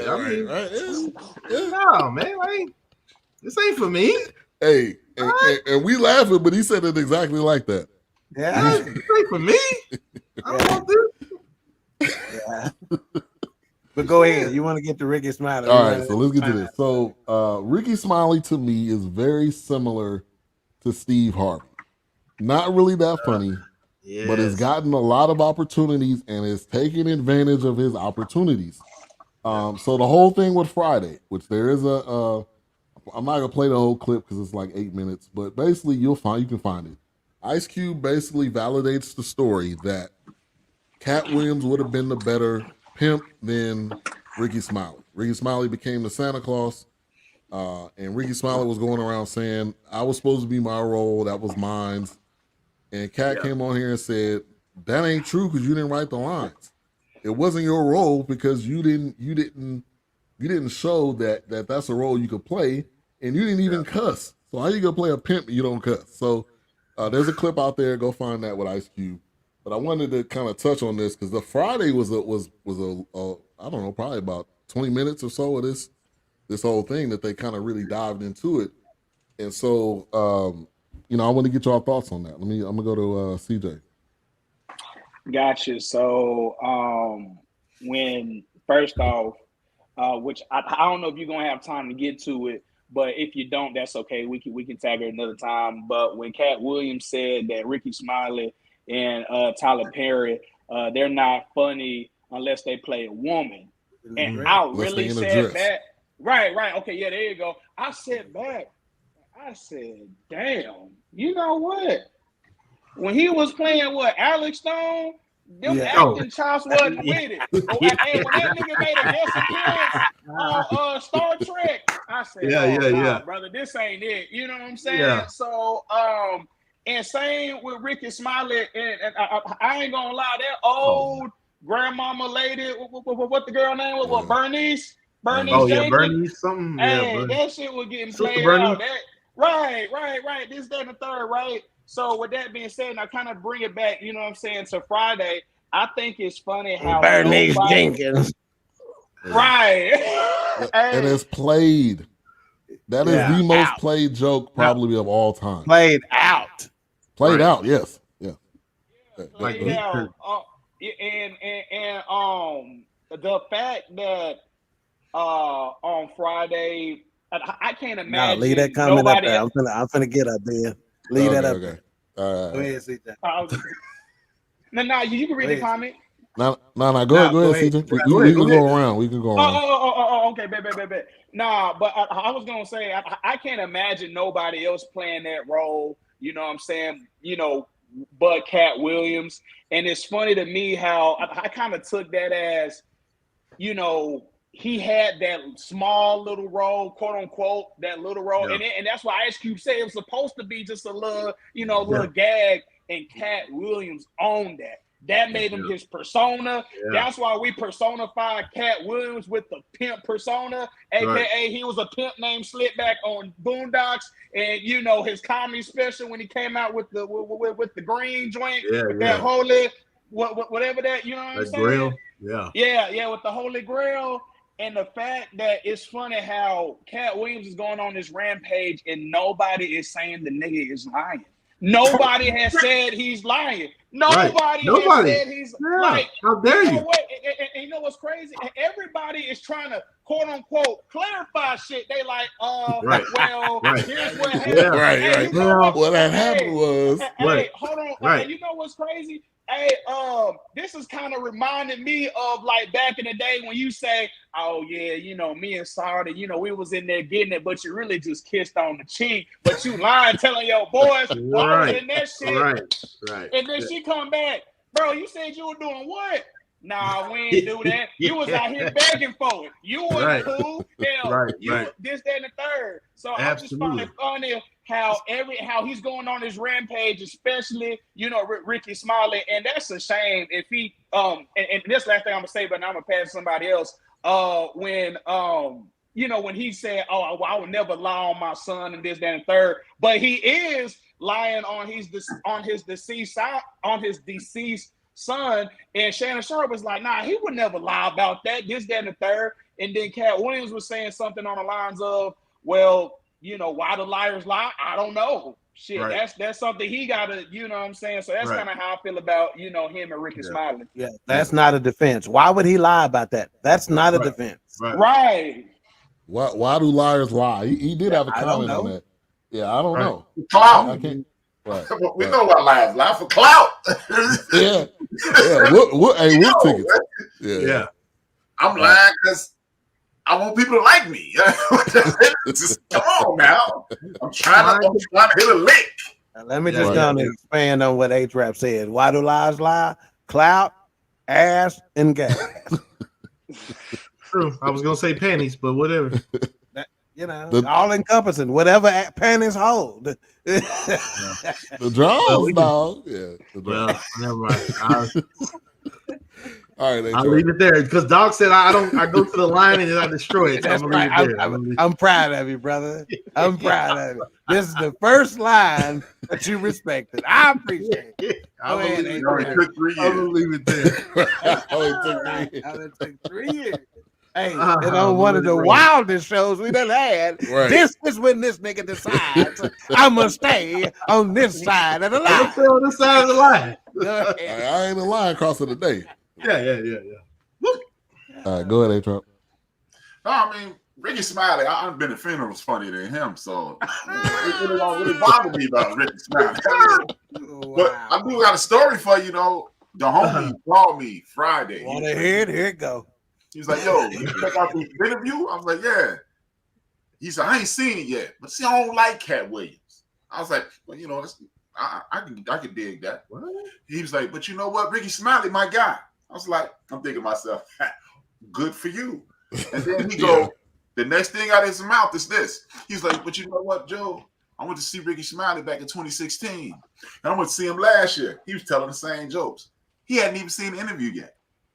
Wow. Wow. There you go, right there. Yeah. There you go, right there. Wow. All right, you got something, Wilkes, you want to add to that? No, well, kind of what was what CJ was saying earlier, but not a lot. It was just that when I was watching Ricky Smiley's response, I think it was like 26 minutes or 20 minutes or something. But it's and also back to CJ.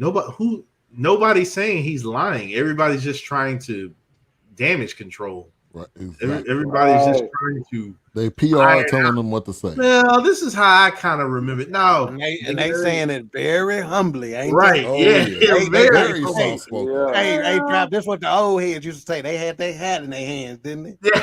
Yeah. Talking about it. When Cedric the Entertainer was talking, he was like, "Look, yeah, man, I don't even know what he talking about." Everybody was a politician after this. Yeah, right. Everybody was a politician after this interview. Oh, yeah. Well, that's not exactly how I remember it, but so yeah, nobody's saying he's lying. Everybody's just trying to iron out the kinks he threw out there. And I'm like, this is what it is. Right. As the Black Eagle said, I'm putting it where the goats can get it. He's gonna pray up for the Black Eagle, man. His cancer came back. Oh yeah, I heard that. Yeah, that's a good line right there, though. And now it's kind of like Katt Williams dropped the mic. Y'all fight over it. I'm done. Right. Yeah. Y'all go scramble for it. Before I get to this educator queen, and I do her like Katt did Steve Harvey, I want to give a shout out to her though, because she gave us a little love on the loves and likes. So Mika Baldwin, Sonny Cole, Lena Traylor, we appreciate y'all. James Montgomery, I don't know if I said Tyrone Simmons, Clint Killian, we appreciate y'all. Appreciate y'all. So now the educator queen, Queen 3 and King on Tuesday nights. We'll be back after our winter break on January the 16th with some good shit. She says, now I believe 98% of the interview, but he wasn't reading 3,000 books. LOL.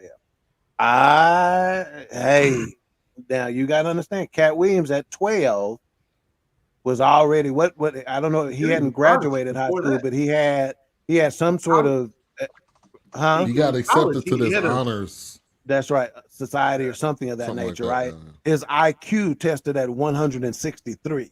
So this cat, again, no pun intended, but Katt. I see what you did there. Hey, don't automatically dismiss. You spending 8 hours a day at the library before you go steal radios at the marina. Hey, don't discount that now. You got people that are speed readers. I don't know if he's a speed reader, but you got speed readers. I mean, they'll retain, not saying and there's the 10,000 hour rule, right? Once you done did something so much, you get better and better at it, don't you? Yeah. So when you read a lot of books, my reading level, and just like Gen Z and Gen A is one of the things he said in there is that we don't give them books, we give them iPads, and now all of a sudden they would say it as generations wasn't going to be able to read, and now Gen Z and Gen A, the majority of kids, and I'm sure H-Rap can probably clean this up for me, but the majority of kids in those generations are not reading at their reading level. I want to say the numbers like 83% of them or so are not reading on their grade level. And generation ain't okay. Hello, that's a problem. Right. Okay, because we all know, educators that are in the room alike all know the importance of being able to read when it comes to learning anything. Right.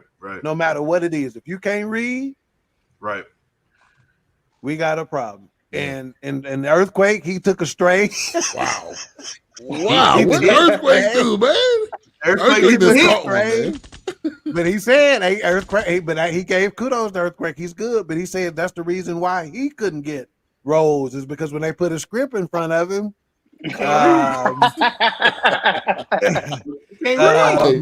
Corey Holcomb. Hang on. I'm reading the script, man. Go ahead. Go ahead. You said something about Corey Holcomb. Corey Holcomb, he didn't say Earthquake couldn't read, but he said a lot of your favorite comics ain't in movies because they can't read. Yeah. And the funniest response is a video. You want to hear somebody go scorched earth that just tell the truth? Check Corey Holcomb shit out. In fact, he's coming to Dallas. I think it's January 27th. I think I'm gonna be in the house. So I don't know if he read 3,000 books, but his story sounds a lot like August. He read 2,999 of them. No, I'm saying his story sounds a lot like August Wilson. August Wilson dropped out of ninth grade and just went to the library every day, like Katt said. And he used to do who wrote Mom Mabley's Black Bottom, and he's the person who wrote Fences and several other black plays that are in. So it's not beyond belief. It is a gigantic number. It is a gigantic number. Yeah. And he didn't say how long the books were. Yeah, he didn't say what type of books they were. I mean, so yeah. And the first reader. And you want to know where Katt is at? Run. If you want to know where Katt Williams is at, he is all about educators. He talked about how much teachers get. He goes, we're in a society who says we believe the children are our future. We try to put all this importance on kids, but yet teachers get paid scraps. That's what I'm saying. That already shows you what we're about in this society. It's still bullshit. If you want me to sit there and try to give you some song and dance, sunshine bullshit about that, you've come to the wrong place. That's where he at. He calling out the bullshit, no matter who on the bullshit. Yeah. Matter of fact, I got my youngest son, Chico. If it's some bullshit, he gonna call it out. His dad included. And guess what? I encourage it. I tell him come with it. Right. Because he owns some shit. He goes, his job is the highest truth. His job is the highest truth. Period. And it don't matter who it is. Because truth telling, unfortunately, has been a lost art. Lost. Because they scared of it. Right. Not only the people who need to be telling it, right, but the people who it's getting told on. Yeah. But the thing is, we got capitalistic society. Capitalism needs people to be stupid. Oh. You know, the greatest thing in capitalism is to make you think you're thinking. I use that example all the time. They make you believe you picked the president. They make you believe that you picked certain things, and they bring it to you just like you. We get it done to us all the time. How many times have people walked up to you and say, "Hey, man, what you want to lunch? I'm gonna buy lunch today. What you want? McDonald's or Burger King?" And you go, "Burger King." You didn't pick. You picked. Yeah, exactly. I gave you the choice. But you believe you chose. Right. Snickers or Mars. You can have all the candy you want. And you go, give me the Snickers. I don't mess with that. Man, I picked that. No, you didn't. No, it's crazy. I picked. Told you to pick what I picked. Right. And before we get to final thoughts and mic ratings and stuff like that, I do want to give Sheer Alternatives a shout out. Ben brought me over a kit yesterday, and I tried it this morning. My teeth already sparkling. Look at here. Hey, when I say, hey, it remind me of Big Mama. And my mama when we used to brush our teeth, man. This is all natural toothpaste, all natural mouthwash. You know, see, you can get away with just putting your mouthwash in your mouth without shaking the bottle up because ain't nothing in there real. Hell, I got to shake this one up to get all the ingredients back mixed together and stuff like that. But when I say my mouth said, "What the fuck is going on?" This some real shit this morning. I'm giving him a shout out. You may not have been counting on that kind of shout out, but you getting sheer alternatives. Go to sheeralternatives.com for some real shit instead of that other shit. Want the real. Yeah, I got the every morning. And the way some of you falling behind, let me know I ain't through yet. And the way some of you falling behind these roses and stuff like that on your girl, you better get you some of this Sheer Alternatives to clean some of that stuff out. Because the way that's been sitting up in that drawer, getting all yeah, because she don't want your jacked up mouth on her lips. See, he couldn't avoid that lie. It was a temporary thing. It wasn't real. Okay. Really? Oh, wow. You big dummy. I don't see what the problem was. All right, let's get final thoughts. You don't want your dragon breath on a meat curtains. Okay, man, we get it. No. He said, "Bring it to me, man. His teeth look the same. He don't brush." Wow. My name is Yuck Mouth because I don't brush. Hey, is that a cavity? I know A-Trap remember that commercial. All right. Hound. Let's get to final thoughts. I didn't even think about migrating, to be honest. Not really. I didn't. Yeah. But yeah, I mean, fine. Either way, I mean, we can rate it or not. All right. Cool. I think it's so we could go to. We could go to. Y'all ain't gonna rate it 5, nigga. Hey, I'm not gonna call him a guest because he always in the chat, always supporting. But CJ, come back. Final thoughts. All right, final thoughts, man. It's terrible. No side in the building. Thank you, Big Chief. We'll take that as a compliment. Anytime Katt Williams, I feel like everybody, listens. Anytime he got something to say, you know what I'm saying? And this was just one of them things. I felt like Katt Williams came in with something on his mind, and he definitely said that. And when he said that eloquently. He said that he destroyed a lot of people, but he destroyed them like, man, when I tell you Katt Williams has always been this unfiltered, he's always been like this. Right. And that's something I always appreciated about Katt. But my final thoughts, this was, man, Shay, and by the way, and we're not giving enough credit to, Shannon Sharpe, for him to do all of this, you know what I'm saying? For him to have that platform and to have everybody from a Chris Brown to a DC Young Fly to a Katt Williams, his brother, he's literally tapping in with any industry. You know what I'm saying? I don't know if y'all seen Nightcap. Yep. He said eventually he want to get Barack Obama and LeBron James, and I believe he definitely can't. Probably not LeBron James right now because he's still playing, and but definitely, I can see that in his future. And then I appreciate think he can get him now in the off season. I think it can get him. Yeah, most definitely. But LeBron, I don't know. I feel like every time he plays, he's been kind of little passive with his interviews, as far as besides game time interviews. But I appreciate y'all always having me on here. And my guy Wilkes, bro, we gotta chop it up because I text everybody. I text BS3. I get with H-Rap and I get with King Doc if I need some advice about life and everything. So yes, we gotta rap, man. And you know how to cook and like sear steak and shit like that. Okay, word. Okay, word. I got you. Hey, Amika showing you some love, man. So look at CJ. Keep using them SAT words, man. Nice. Shit, I appreciate you, man. Lancaster Finance here. Go ahead. All right, A-Trap, final thoughts. Well, I thoroughly enjoyed the interview. It was great work on both ends. As we stated at the beginning, it was just a couple of dudes at the cookout talking. So and what we'll see, we're supposed to the thing we were supposed to do. You'll see the continuation of it. It's not an interview, but what we're doing next week, you'll see it. Great comedians and storytellers.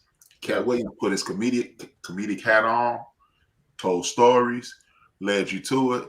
And, you know, like Mika thinks he may be engaged in that hyperbole. A few of us did. People didn't think he could run a 4.4 in the 40, and he put that on the internet today. That he ran a 4.47 today on in the 40 on TV. I mean on YouTube. So basically, you don't challenge a true comedian to a storytelling fight. And the dudes he pulled out, they are not true comedians. And as CJ mentioned, the other true comedians who, you know, when you look, if you get a chance, look up the dictionary definition of comedy. It is the sudden revelation of something that we already knew. That's what Webster's defines comedy as. Yeah. And he did it. We knew these stories. We had heard these rumors, and he put his Katt Williams spin on it and presented it to us on the platter. Don't mess with a real comedian. Yeah. 5 mics. Yeah. Don't mess with a great, because when they got stories to back it up, right. It shuts everything down, and it's just stuttering on the other end. Well, you know what happened, right? So I mean, there you go, Doc. 5 mics. Obviously, you know what I thought it was. I mean, that's why I came in and said we need to talk about this week. We had something else planned, but when this was going nuts, you know, it's like, no, we got to give our take on it. We're too in deep with this comedy thing not to have our take on it, you know. So, but like CJ said, let's make sure we give Shannon Sharpe some love. Shannon is, I mean, he's developing into, you know, a great interview. I think Katt said something, called him something Walters, if I'm not mistaken, making fun of George Walters. I think he called him George Walters. You know, they call him Kanye Walters. Yeah, when that comes to interviewers, Barbara Walters, whether you thought she was good or not, the bottom line is that she's widely regarded as that. Okay, she slept with Richard Pryor. Richard Pryor slept with a bunch of different men and women in the I just had to throw that out in there. this day and time. Right. Okay, I had to throw that out there for man Rich. And that still might go. JoJo dancing all. I don't care. Appreciate you for tuning in. I just want to kick a little dirt on the grave. Oh, shout out to Eric Butler too. Perspective and Is It Wednesday? Yeah, we appreciate your support, man. Yeah, I sent the homie check out Eric's joint. Amina, appreciate you. Yeah, and I think what this did is it did earn a lot of people's respect, because they didn't know, they've seen him do comedy, but you got the full span of who he is in this interview. And so, yeah. All right. Whoops. Yeah, I think it was great to see it. I mean, I was already pretty. You mentioned it to me, Ben. I had seen some thumbnails, but I hadn't watched it. But I mean, and to CJ's point earlier, with him personifying, you know, that role in Friday, it was just like I couldn't imagine Katt Williams in anything else really, because he owned that role. Like in Next Friday, he owned that. That was just one of his things. I mean, it's still iconic, you know. And then, like, to me, I didn't know who Ricky Smiley was until he played the Santa Claus, and that's just probably me late knowledge. But it's just one of those things where, you know, I think this segment was great because he come out. I'm gonna give you the truth. What punches do I have to pull? They can come find me. They know where I'm at. Yeah. You know, it's one of those things where I'm gonna lay it out here. You know, some people thought it was BS. I'm thinking, how do you know it's BS? You're not in that man's head. You're not in tour with that man. You don't know. Katt said, I'm a lot bigger when you see me in person, and I got a lot less play in me that you want me to have. Come on, man. Man, what's what I'm saying? Come try me. Because like he said, people bring me knowledge. People bring me information. I don't ask for it. That's right. They run it to me. Matter of fact, and he says he put it out there when he wants it. He puts it out there. I need some information. Right. So he wasn't even trying to. Yeah, he know a lot more than he done told. Too. Thank you. Exactly. So no, I have to give it a 5. I mean, he gonna call some people on their bullshit. If you ain't stepping right, let me get you back in line a little bit. Right. Right. This is how I remember it. This is how I remember it went down. You got a little amnesia, but that's okay. Yeah. Like you don't forget how I'm speaking with. I'm speaking with such clarity. It's for a reason because I was involved in all these stories. I'm telling. I can't make this up. Right. I'm saying. So in the words of Earthquake, these ain't jokes. Yeah. Even though they was funny. These ain't jokes. Even though he was funny. Ain't jokes. Yeah. I have to give it a 5. I enjoyed it. I probably didn't watch it as many times as most people. I did watch it a second time, but some people watched it 3-4 times. They every time they saw something different, or they didn't catch it. So I enjoyed it. I gave it a 5. And to, like you said, Shannon Sharpe, I mean, he's doing an amazing job. Just kind of throwing out the questions, and genuine questions, and they run with it. And they have a space to talk about what's on their mind and on their chest. And I think he lets that roll. And I think that worked. That's always good when you can create a safe space. It's just like, hey, man, do what you do. Talk about what you know. Right. Yeah, he's talking about Big Chief right there is talking about Katt Williams paying for the information. And he absolutely. Hey, Big Chief is a woman. What? Oh. I've been thinking all night that was a guy. I didn't say it, man. My apologies, Big.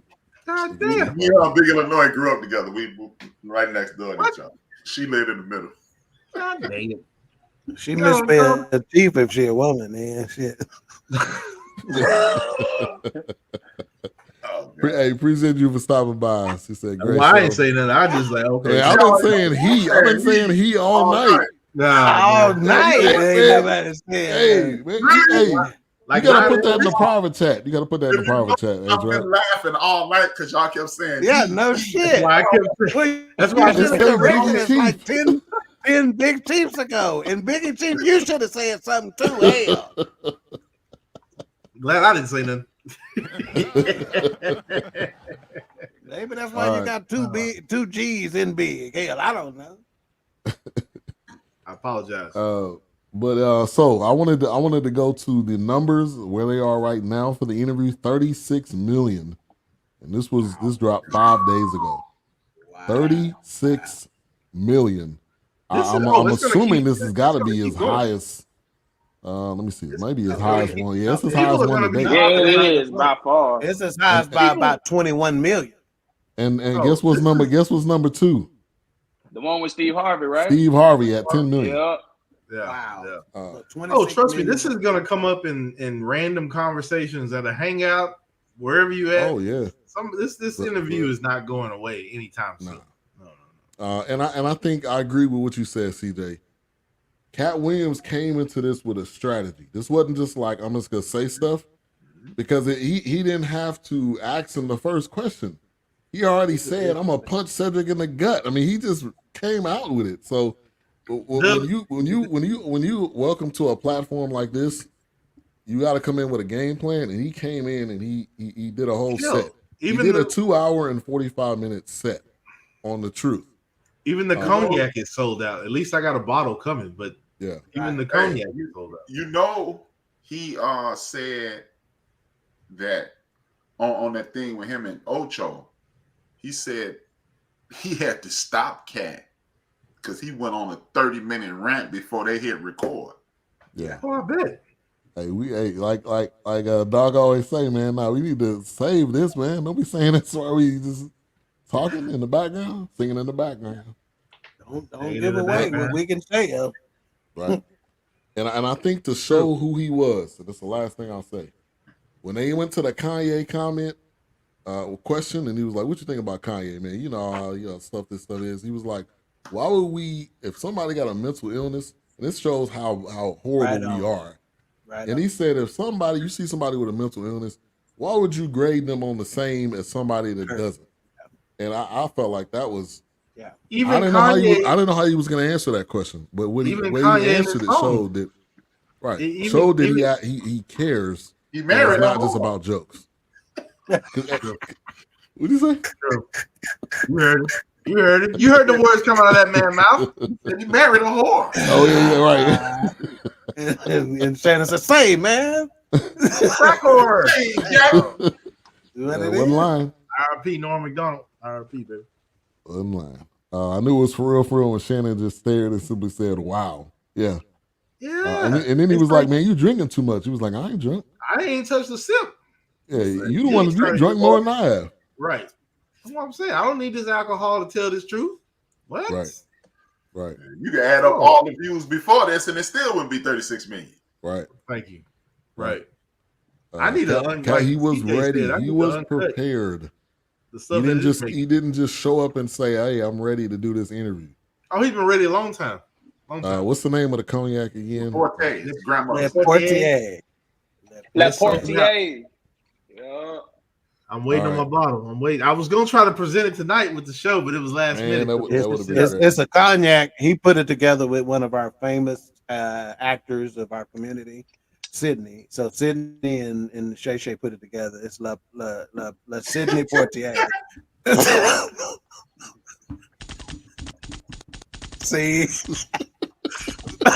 what I was trying to see is who's gonna break first.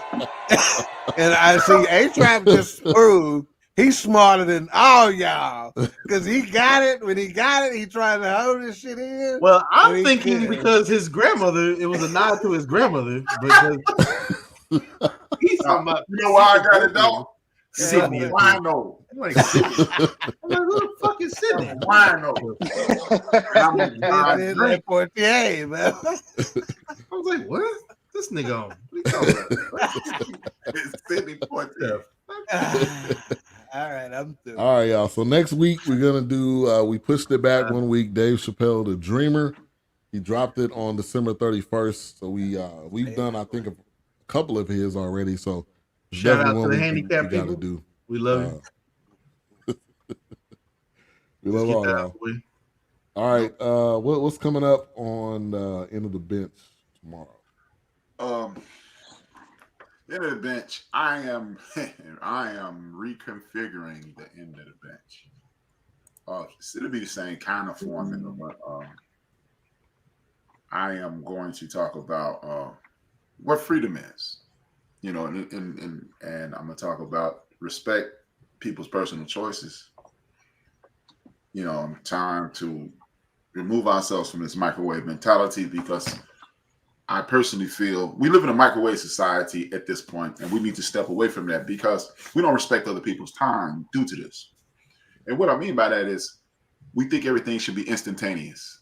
You know, Joe Biden didn't do this for us.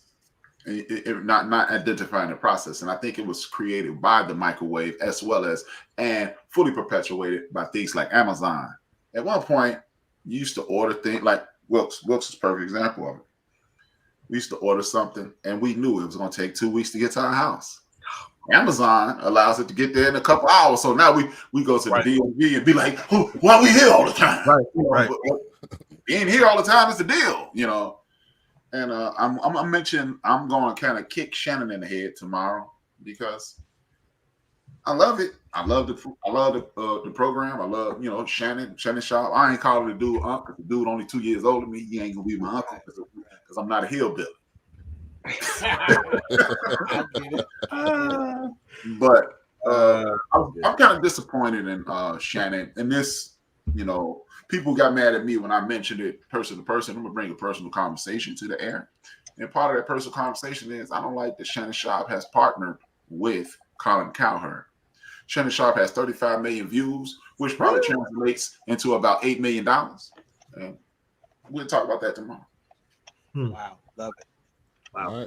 All right. And no Bible study tomorrow, so I'll be in y'all on tomorrow, King, Green Queen. No, sir, we're not. We're still on winter break for another week, so we'll go ahead and segue into this. So nothing on Queen 3 and King, but this week, if you are in the Dallas area, DFW area, Perpetual Praise Community Church has their 10th annual men's conference. And for the 10th time, I am the only speaker that has been there every single time. I will be the opener tomorrow. And you know, we got church, so I'm gonna be a little different. You know, I'm gonna be a little cleaner than the King Doc normally is, but I'm gonna still be raw. So Yeah. If you're in the DFW area, come on by. They always have free food, free drinks. You know, there'll be some gift giveaways. I'll be giving away some gifts myself. What kind of drinks? Orange juice, apple juice, water, Coca-Cola. That's what kind. Now most of the brothers, I mean, they have chicken and waffles during intermission. That's off the chain as well. So this ain't this we at church, okay, and we gonna do it. So this one happens to be ironically the gift of giving, right, which has been a subject of conversation tonight with Katt Williams and myself. So the gift of giving, and I can't wait for this one because this is what I do, you know. So if you're in the area, you don't want to miss it, brothers. You know, your sons, your nephews, your cousins, you got young males in your family, come on by. I put the link in the description, Eventbrite link, so you can check that as well. But if you're in the area, come on out. I promise you won't be disappointed. I'm sorry, chicken and waffles though. And I'm chicken and waffles. You said chicken and waffles. Chicken and waffles. Yeah, that's gonna be on the intermission menu. Huh? And how close to Love Field is that? Wait a minute. Oh no, it's relative. To be perfectly honest with you, probably about 15 minutes. I do have to ask a question. What time does it start? Because that time was throwing me off. I saw 130, 110. What? It was like a. I'm wrong. Okay, hold on. Let's put it back up because I think it's at 10 o'clock, 10:30, one of the two. But I could. I think it's I do say 110, 30. That should say 110, 30 a.m. Where is that? Maybe it's a little early. I just want to make sure. Where is it? Oh, it's 10:30. Okay, it's 10:30. I mean, I'm gonna try to make it. I'm gonna try to make it. So I don't know. I was real depending on what dimension, you know, it'll probably in another dimension. It is 110:30. It is. Yeah, it'll be 10:30. 10:30 Saturday morning. You'll have yeah, I'm gonna try to make it. Yeah, because I missed the last. Don't want to miss. Yeah, so definitely you missed the last. You missed the last 9, man. What you talking about? You just don't know. Hey, nigga, I didn't know you. Hey, man, I thought it was a trash can. I didn't know that. Katt Williams, come on. We get the holiday. All right, let's get to these last remaining comments. She says, "I am Chanel," so that's her name. Number 9 or number? Hey, but appreciate you for coming through. You're welcome back. She can't spell Chanel right either. She can't spell big right. She can't spell the female chief right. She can't spell Chanel right. I don't know. Fighting the Evil, what's going on? He said, all Black Americans still talking about this? Yes. And they'll be talking about it probably for the rest of the year. Oh, absolutely. 100. 36 million views. I am undercover, but not really. I am undercover, not really, but sounded good. Yeah. Katt Williams is the best. All right, well, we appreciate you, though, Chanel. We really do. Keep coming back. Stephen A. I mean, it's everywhere because of the culture. So thank you, everybody, for tuning in tonight. CJ, appreciate you for stopping by and coming on. Michigan is the national champion. So that game is officially over. Right. And Harbaugh's coming to an NFL team near you. So be on the lookout for that in the next year. Congratulations, Jeff Piner, ex-coworker of mine who's a big Michigan fan. He's been riding for a long time. Yeah. So we'll see y'all next week. Dave Chappelle, the Dreamer. And go ahead and close us out, A-Trap. It's been a minute. We'll be back when the week is new. And we'll have new ideas for you. And you'll have things you want to talk about. We will too. But go off. Peace.